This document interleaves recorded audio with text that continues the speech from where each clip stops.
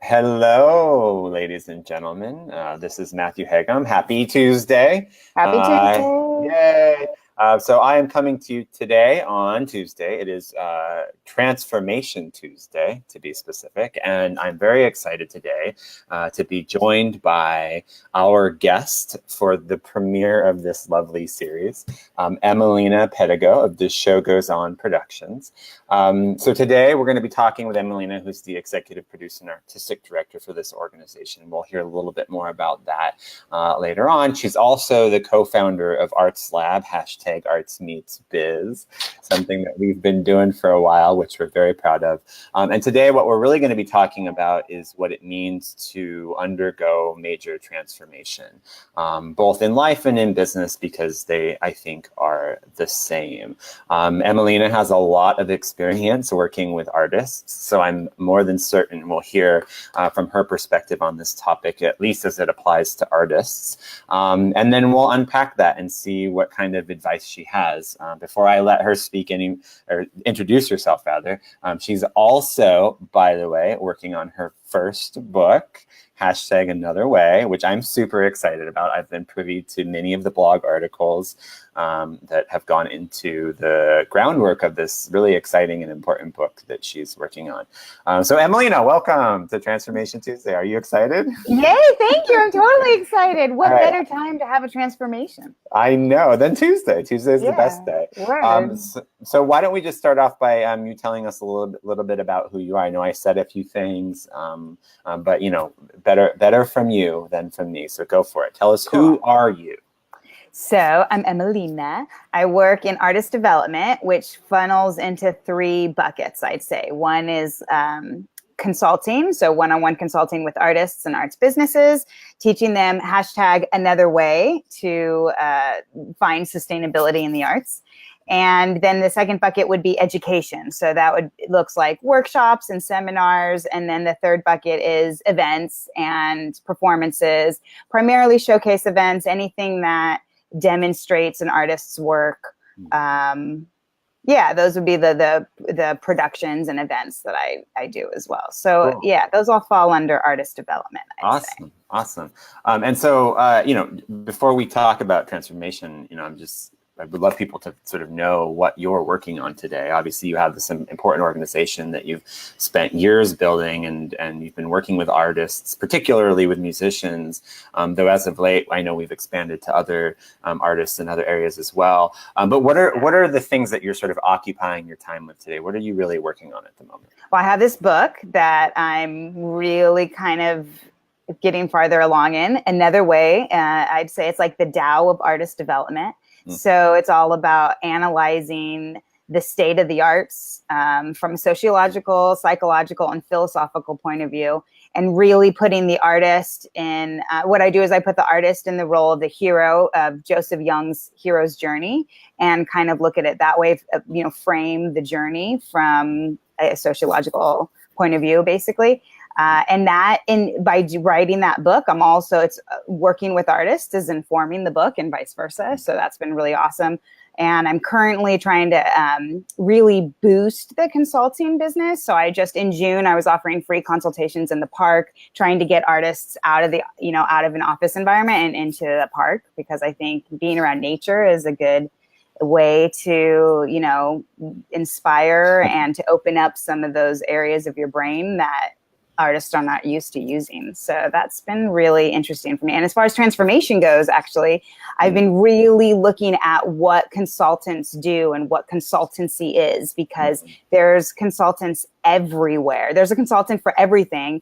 And I think a lot of people, not just artists, but a lot of people don't really understand the role of a consultant, because we're so busy being told what consultants are and why we need consultants.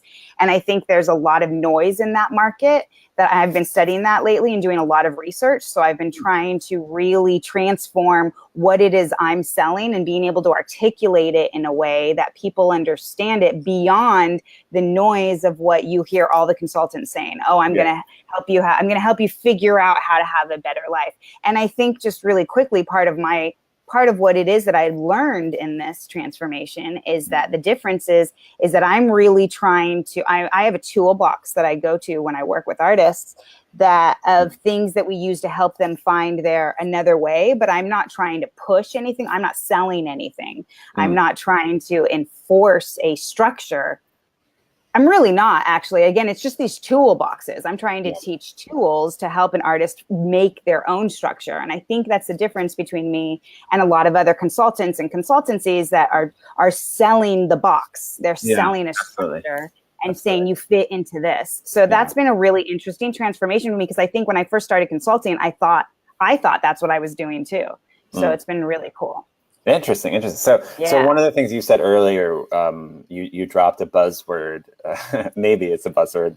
Was it one of my word of the days? I think you actually mean it. Probably. It was probably one of your word of the days. Yeah. Which, by the way, P.S. for those of you who tune in, Emileena has done this like really awesome project on Instagram, actually, where every day she highlights a different word that really brings to light some of the key points of her book. Another way. One of those words, I'm more than certain, is sustainability. I would love it if you could just say a few words about sustainability, and maybe this comment you made about the artist as in the role of the hero. Can you just explain those two things a little bit more for me? Absolutely, because they totally fall in. So, and it also falls into, again, what sets me apart, I think, from other consultants, as opposed to putting a box.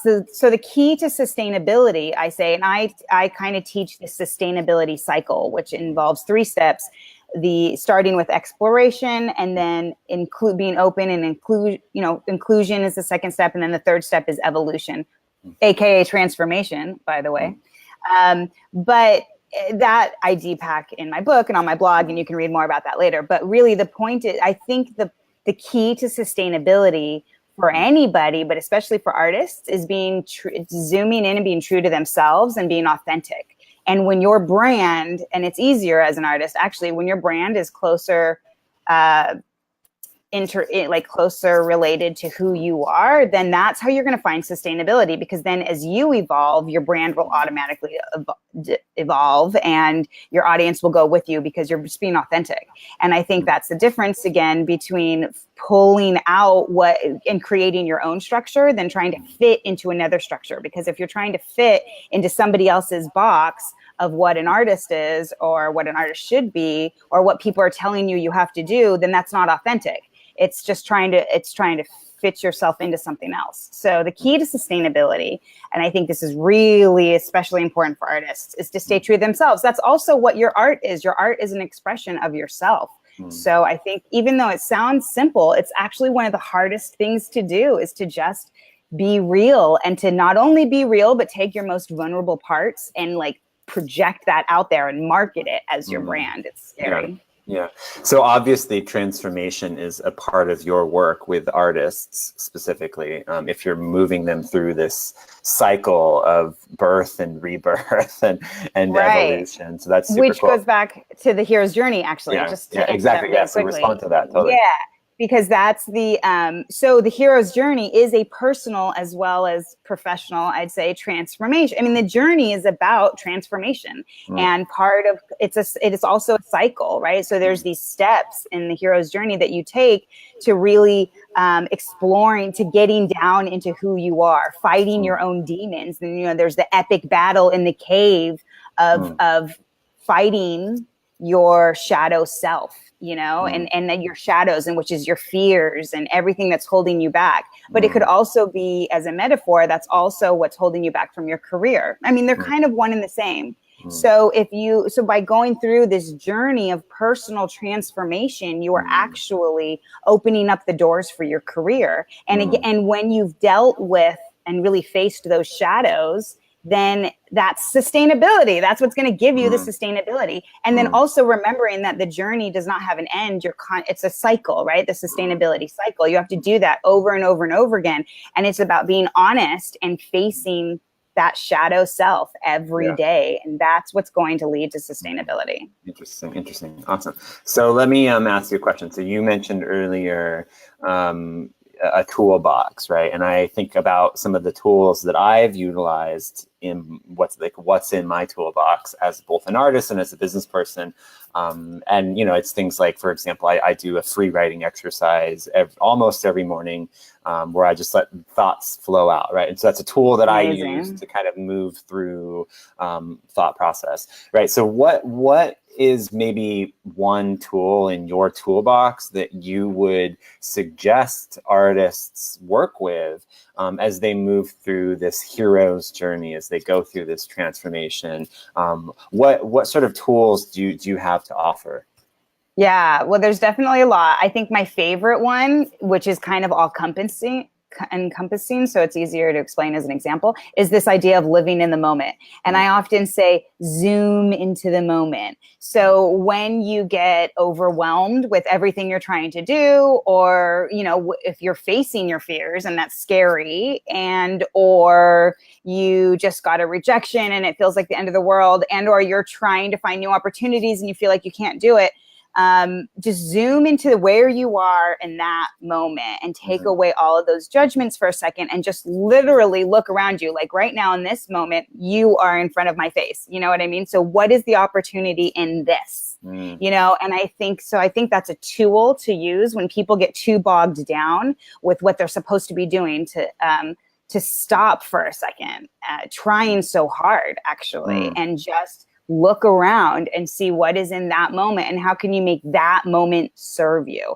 And when you change your focus from out there, from the future and into right now, that's how you can start building something tangible and real. You know, a lot of artists say, well, once I get money, and I'm saving to get money so that I can go into the studio or so that I can buy materials or rent a venue, whatever it is, you know, but by putting, and I'm not saying don't set goals and don't, you know, do that, but I'm saying that also to remember to look what's right in front of you. What venue are you in right now, you know, and what can you do right now? If you don't have a studio, where can you perform? Where can you whatever? So it's about zooming into the moment. Yeah, I mean, I hear you on that, and you know, I think we'll wrap up with one more question before we close out. But I do appreciate that, because I think the truth is sometimes oftentimes what you need, you already have, you just don't see it. Right? Exactly. And to your point, I mean, how many artists have we worked with who said, oh, well, when I get the grant, or when I get this funding, or when I get this approval, or when this partner agrees to work with me, or when I have the resources to rent, blah, blah, blah, blah, blah, whatever the thing is. And it's like they almost don't even see that.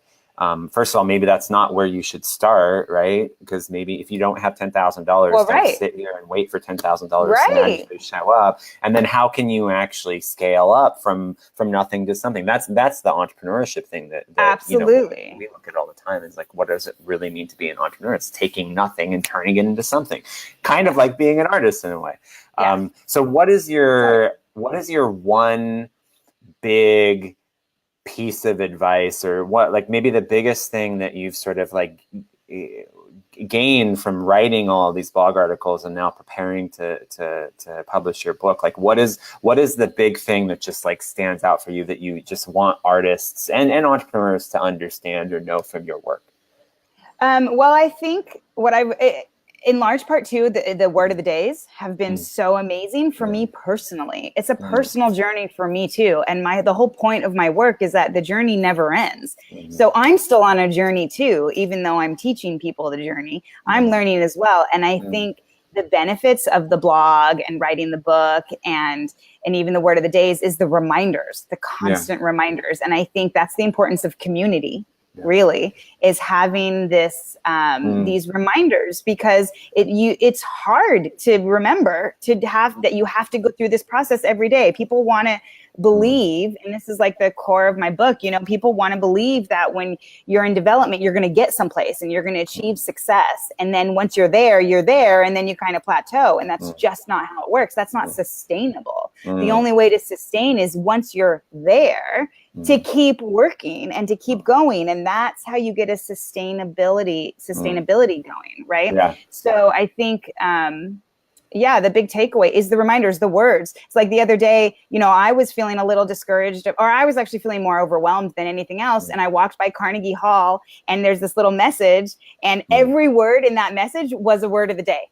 And so it reminded me, of all of those messages. And I'm like, oh yeah, you got to keep going, and you got to, remember to be open to opportunities and to zoom in the moment and discovery and, all of that stuff.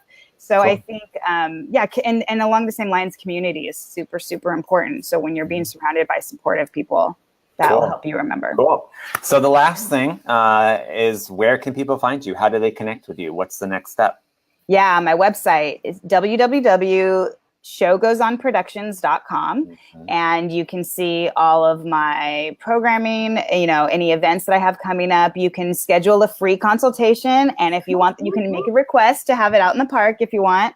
And we have a meetup coming up. Arts Lab has a meetup coming up on July 10th. I'm pretty sure I'm going to double check that date. Yes, next Tuesday at 6 p.m.